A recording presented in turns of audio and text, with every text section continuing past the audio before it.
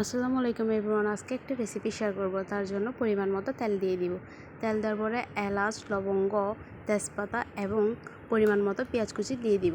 পেঁয়াজ কুচি দেওয়ার পরে ভালোভাবে মিক্স করে নিব। পেঁয়াজ কুচিগুলো দেওয়া হলে ভালোভাবে মিক্স করে নেড়েচেড়ে নিব। নেড়েচেড়ে নেওয়া হলে আদা এবং রসুনের পেস্ট নিয়ে নিব। আদা রসুনের পেস্টও পেঁয়াজের সাথে ভালোভাবে মিক্স করে দিব।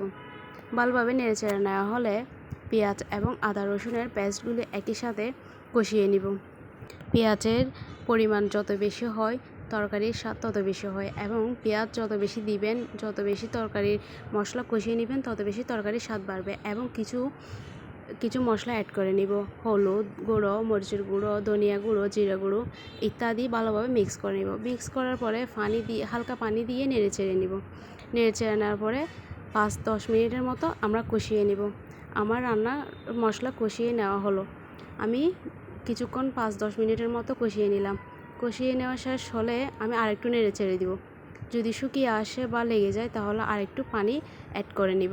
পানি অ্যাড করার পরে আমার মশলা এবার কষানো হয়ে গেছে। মশলা কষানোর পরে এবার আমি আমার প্রয়োজনীয় উপকরণ দিয়ে দিব। আমি আসলে রান্না করতে যাচ্ছি ট্যাং ভুনো করব।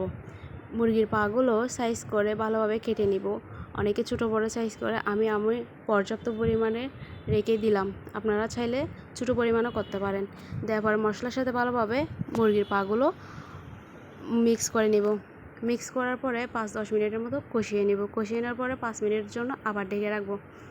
আবার ঢেকে রাখার পরে 5 মিনিট পরে আরেকটু রেস্টে রাখবো, আর না হয় আরেকটু ভালোভাবে কষিয়ে নিব। কষিয়ে নেওয়ার পরে আমি আর 5-10 মিনিটের মতো ঢাকনা ঢেকে দিব। এরপরে পানি দিয়ে ভালোভাবে কষিয়ে নিব।